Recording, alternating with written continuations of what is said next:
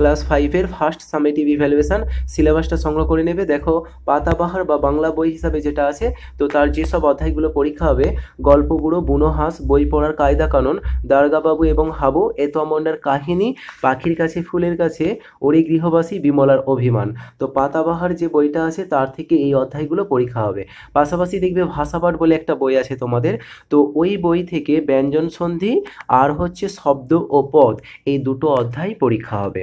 এরপরে দেখো তোমাদের এখানে বাংলার যে পরীক্ষাটা হবে, তোমাদের এখানে নম্বর বিভাজনটা দিয়েছে, অর্থাৎ উত্তরধর্মী অতি সংক্ষিপ্ত যে উত্তরধর্মী প্রশ্ন থাকবে 3টে, সংক্ষিপ্ত উত্তরধর্মী প্রশ্ন 2টো এবং দীর্ঘ উত্তরধর্মী প্রশ্ন 1টা। এখানে 2টো থাকবে, একটা উত্তর দিতে হবে। এই হচ্ছে 10 নম্বর তোমাদের প্রথম পর্যায়ক্রমিক মূল্যায়ন পরীক্ষাটা হবে 10 নম্বরে। এবার দেখো ইংরেজি, তোমাদের ইংরেজি বইয়ের প্রথমেই যে রিভিশন লেসন আছে ওগুলো তো হবেই, এরপর 1 থেকে 3 লেসন পর্যন্ত, কোনো কোনো স্কুলে কি হয় 4 লেসনও পরীক্ষা হয়ে থাকে, তো এটা তোমাদের স্কুলের স্যারেরা বলে দেবে।